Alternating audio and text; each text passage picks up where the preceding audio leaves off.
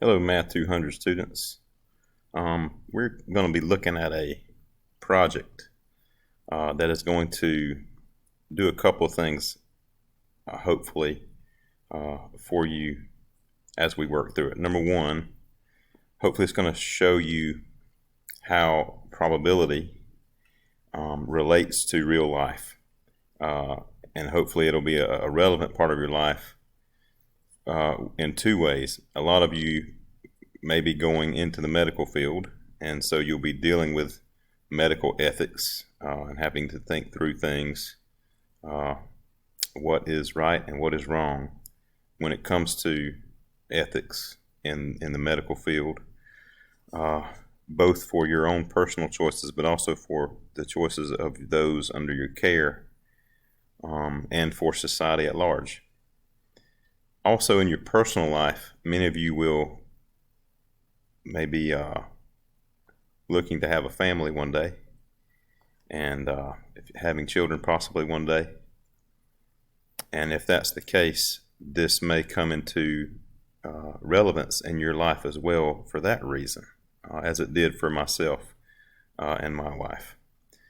And so the other reason that I want to do this project is because it does help you think through medical ethics and personal ethics and society ethics and how probability and mathematics can apply to those things. This may be a little strange as we having to do this, not being able to be together in a classroom going through this together. So, but hopefully we can get this done in a way that helps you and so helps you learn and that kind of thing. That's the main idea here.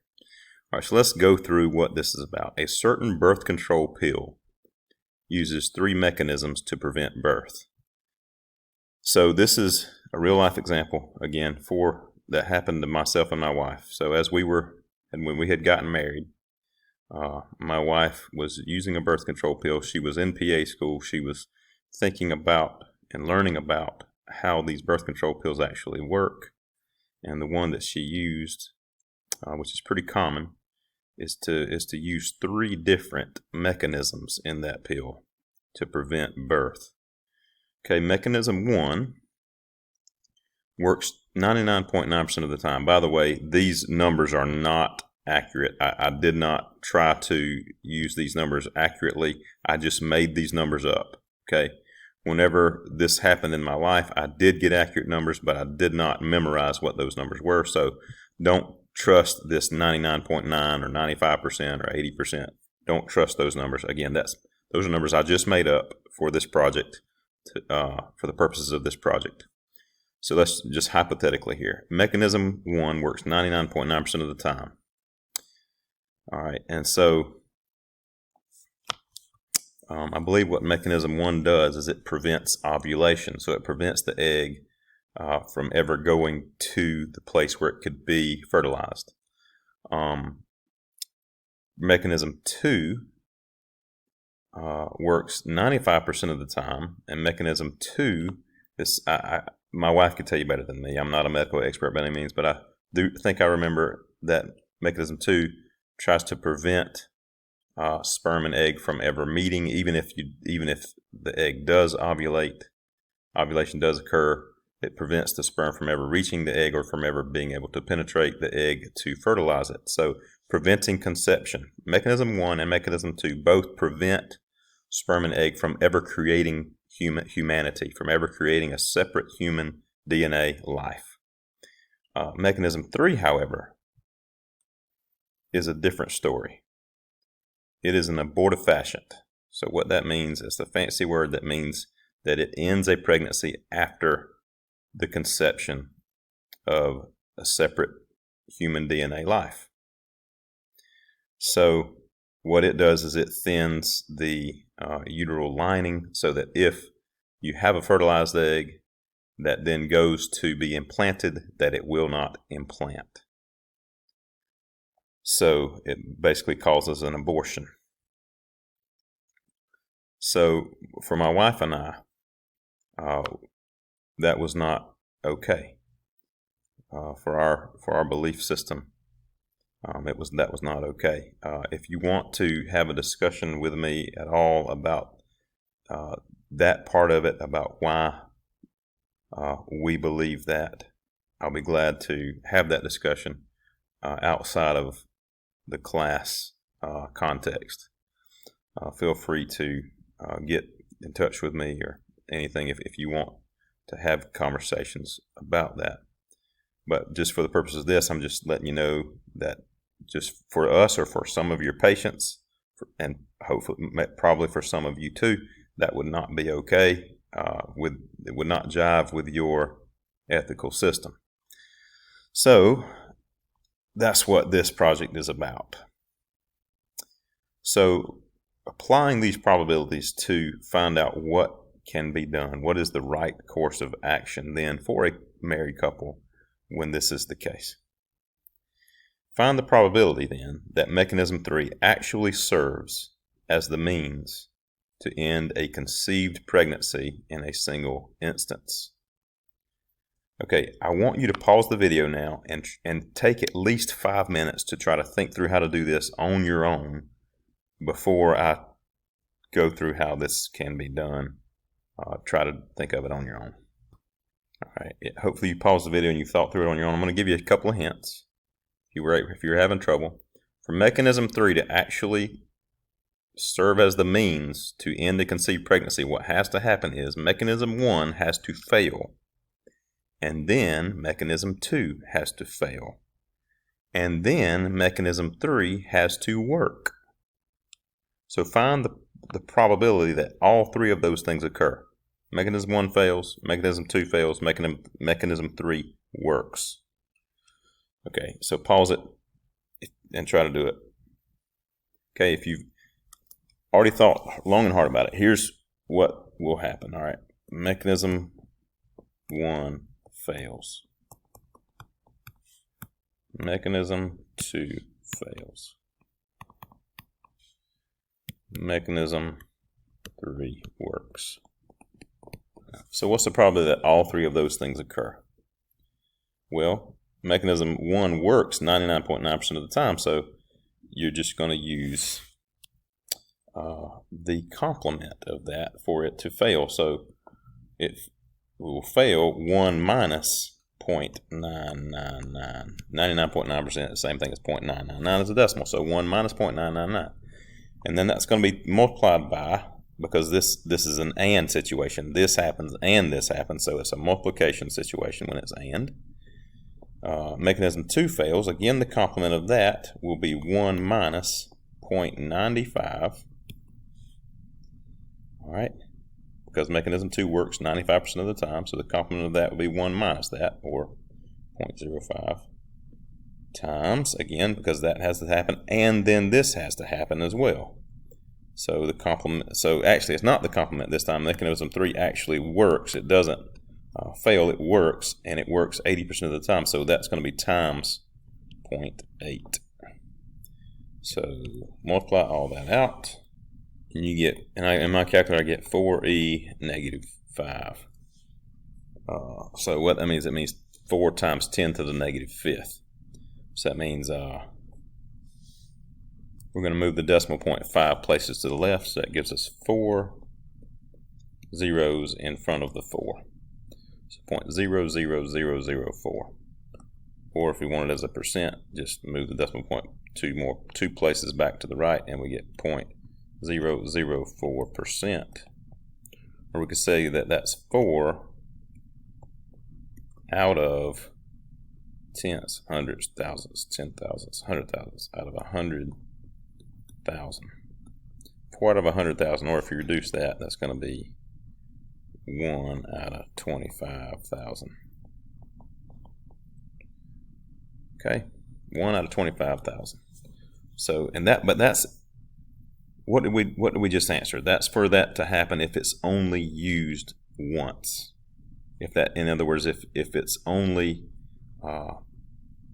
going to come into the ball game one time, which is not realistic. Okay, now we're talking about a married couple here. So 1 time, that's just going to get us to, that's just going to help us get to the answer here. So now, assume the pill is used 200 times. What is the probability that mechanism 3 becomes the means to end a conceived pregnancy if it comes into the ball game 200 separate times? All right, again, try to pause the video and try to think through that on your own before we go through that together. Okay, hopefully you paused the video and thought about it on your own. This is a pretty tough one right here. I'm going to do it like this. The probability that it ever happens, in other words, that mechanism 3 ever happens, is equal to 1 minus the probability that it never happens. I'm going to go about it that way. So let me find the probability that it never happens. So out of the 200 times that it is used, that mechanism 3 never serves as the means to end the pregnancy. So the probability that it never happens would be the probability that it doesn't happen the first time.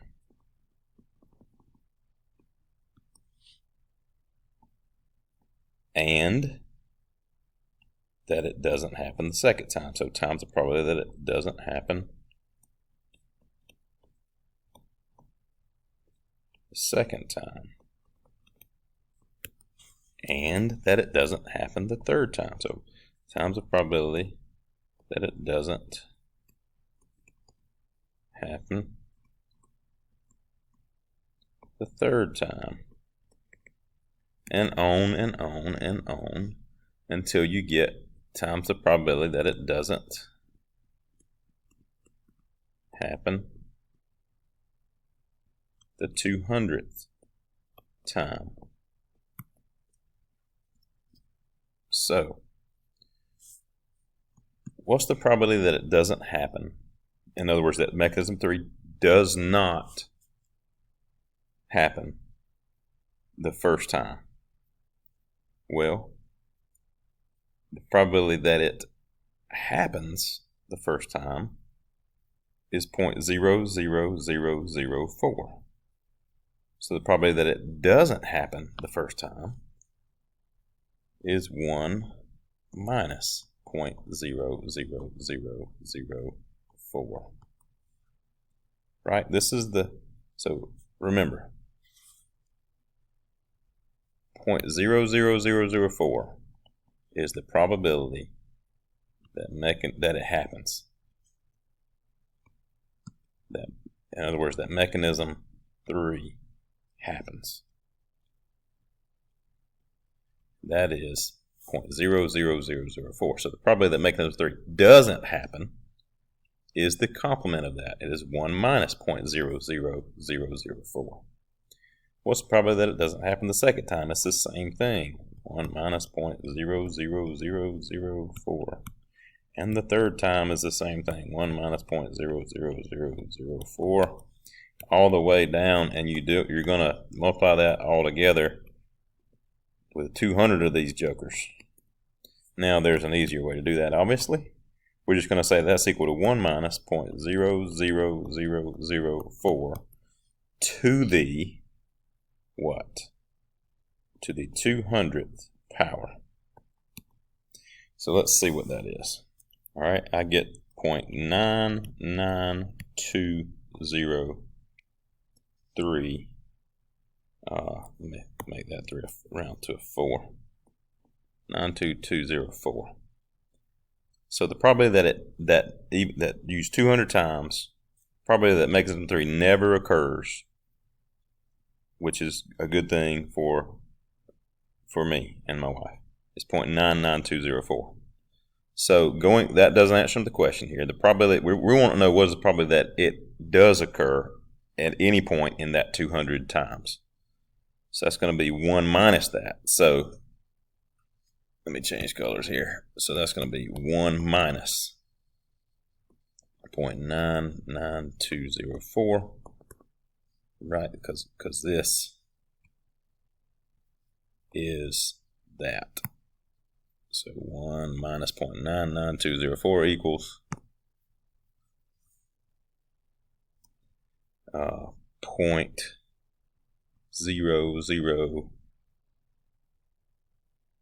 around about 0.008. Let's just round it off to 0.008. 0.007968, but I'm going to round it to 0.008. All right, let's put that in context a little bit. 0.008, or we could say 0.8%, or we could say that that's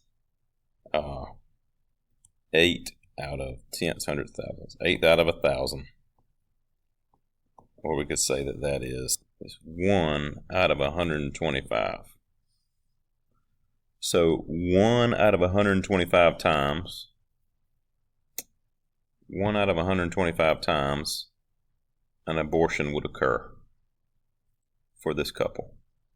Out of 100, in other words, out of 125 couples doing this, an abortion would occur for one of those couples. Okay. Again, for us, that was a scary thought because of our beliefs. That was a very scary thought. For us, you have to understand it's like taking a revolver, putting a 125 chamber revolver, putting a bullet in one chamber, spinning it around, pointing it at one of our children, and pulling the trigger. That's, for us, that was the moral equivalent of what that meant for us. So we were not good with that. We were not comfortable with that at all. Okay, so let's go to part C. A couple might use another form of contraception in addition to the pill out of concern for mechanism 3. So this would, for example, you're using the pill, but there's only a certain time of the month where a pregnancy actually can occur. And so during those days of the month, you may use another form of contraception in addition. So you could probably come up with what other forms of contraception might be used in that case. So recalculate parts A and B, assuming another contraceptive method, which is 99% effective, is introduced ahead of mechanism 1. So if we were redoing part A, we would just do the same thing we did in part A. Same thing we did here. All of this.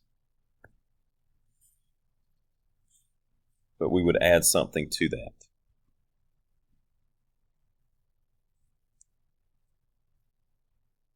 Okay, so let me see. So again, we have the 1 minus 0.999. We got the 1 minus 0.95. We got the 0.8. But we got another thing happening here ahead of mechanism 1, which is this other contraceptive form, which is effective 99% of the time. So for mechanism 3 to actually work, these others have to fail, and then this other thing would have to fail that we're talking about. So for this other thing to fail, that's going to be another complement, 1 minus, probably that it works. So 1 minus 0.99.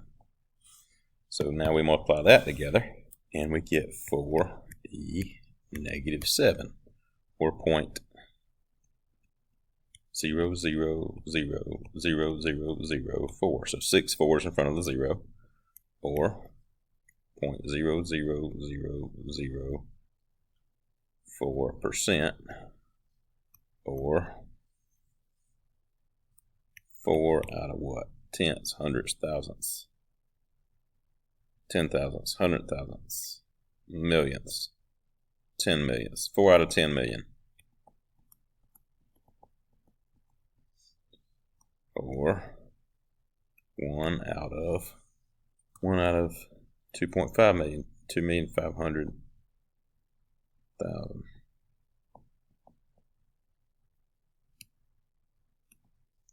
All right. So, but that's just for it to work. That's just for if it has to only work one time. Okay. But again, that's really not the relevant thing. The relevant thing is if it's used bunches of times. So let's just say 200 times. So then we would redo part B, and we would just say, again, the probability that it never happens,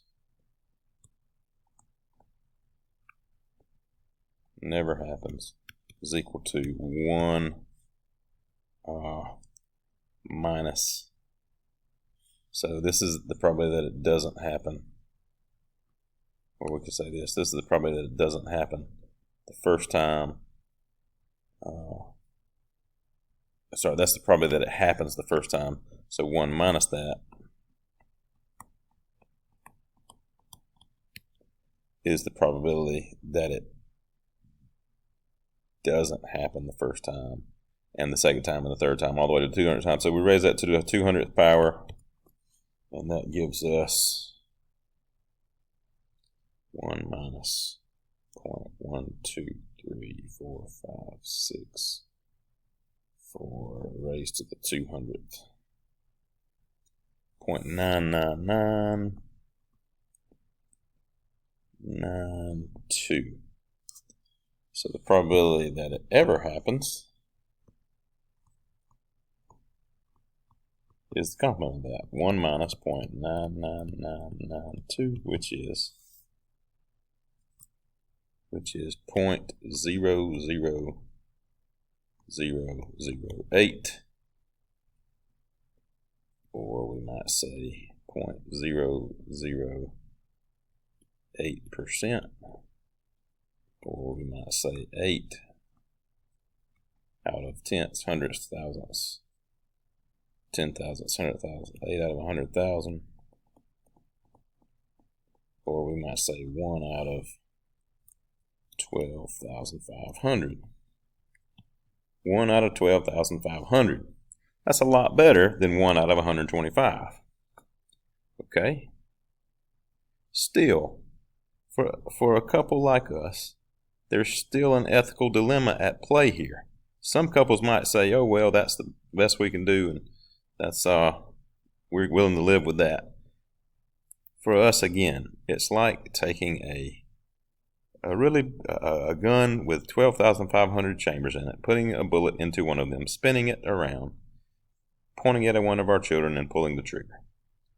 I know that kind of sounds very morbid, but that's morally, there's no difference there for this kind of situation for our beliefs. So, again, we feel very uncomfortable with that, but here's where the twist in the story occurs, okay? Big twist in the story. When and this again was our real life story, real life situation, when we're in those first months or years of marriage, we're trying to think through this. And so we did our research. We did find those probabilities. I did do the math problem. I did figure out what the probability was, and it was somewhere close to what I'm doing here. We did use an extra form of contraception during those days to drastically decrease the likelihood of an abortion happening due to the pill or the contraception we were using. But we still it was a completely untenable situation for us. We talked to our doctor, who was a very good friend of ours, he was an elder at our church. He was also an OBGYN doctor. We talked to him about our issue. Okay, and we found this out. Part D. The probability of a natural miscarriage, in other words, a miscarriage that occurs no matter if if you weren't using anything, any kind of contraception. Again, this is not an accurate number, but it's close enough to give you an idea of what is really going on here. the probability of a natural miscarriage occurring is about 5%, or in other words, 1 out of 20. Let that sink in for a minute. And they say that most women, if they don't even realize it because it happens within the first week, and you never even know it. That a fertilized egg may occur, but it just doesn't attach to the uteral lining, uteral wall. Hope I'm using the correct terminology here. Again, I'm not a medical expert. But if that occurs 1 out of 20 times, then the fact that we're using contraception actually significantly decreases the probability that an abortion or miscarriage is going to occur. All right, did you understand? Hopefully that may have been confusing. It may have gone over some heads. If we use the contraception, then this miscarriage abortion thing is going to happen 1 out of 125 times. If we don't use it, it's going to happen 1 out of 20 times. So if you're against abortion, if you don't want abortions to happen, if you think it's a bad thing for abortions to happen, then you would drastically decrease the number of abortions by using the contraception. 1 out of 125 versus 1 out of 20. Or even what we wanted to do was to even go a step further and use the other one as well, so that it's only happening 1 out of 12,500 instead of 1 out of 20. Once we found that out, we were at peace.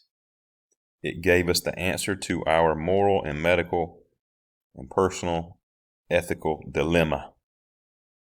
It was answered.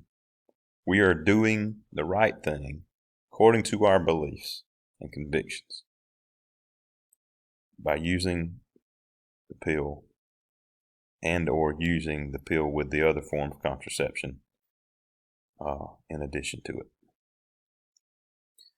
So we were good. We were good from then on, and it also gave my wife a lot of wisdom to know how to counsel other people who were also in our same dilemma, who also had our convictions, who also were wondering. And she's had to answer that question many times, and she was prepared to answer it. And why were we able to answer this question? Because I was able to do the dadgum math to figure it out, to actually compare apples to apples, what's going on here. How do we do the best thing, the right thing, according to our convictions and ethical system? Good deal. So answer part D. If the probability of a natural miscarriage is 5% or 1 out of 20, how might that affect a couple's decision whether or not to use the birth control pill in question? You just need to type an answer to that, or write an answer to that on your own. You should be able to word that in your own words using the explanation that I just gave you to go by. And part E, write a short essay. And what I mean by a short essay is just a paragraph or two discussing ethical dilemmas in the medical field, how it is important for medical professionals to help patients with their ethical concerns, and how math plays a role in these medical ethics questions. Hopefully you can just in your own words write a paragraph about this subject, and make sure you do all three of these, answer all three of these parts in that paragraph. Just discuss a general discussion of ethical dilemmas in the medical field. That's, make sure you touch on that. Touch on how it is important for medical professionals to help patients with their ethical concerns, and then touch on how math plays a significant role in these medical ethics. All right. Now, how are you supposed to turn this in? Okay, so what you will do to turn this in, you're on your course Moodle page. Hopefully you know how to log into your course Moodle page. For the Statistics Math 200 class, you scroll down to topic 10. And here's topic 10. This is where you get the file that I was just showing you. So you can download the file here. And I'd probably encourage you to type out the file instead of writing. Instead of writing everything that I wrote, you could just type out these answers. It might make it easier for you to submit it that way. So you will click on this right here, this medical ethics project, turn in here. Click on that, and you will be able to submit like a Word document or some sort of word processing document or a PDF file right here. And this is where I will also go to view your file and to grade it. I'm going to grade it mostly on effort. As long as you do it and don't blow it off, as long as you put thought into it and don't just write something extremely shallow, then you're probably going to get 100 on it, which is a good thing. Okay, so that's where you're going to turn it in. It is going to be due. I made the due date for that be Saturday night, this Saturday night. So that's going to be June the 27th at midnight is going to be the deadline for that.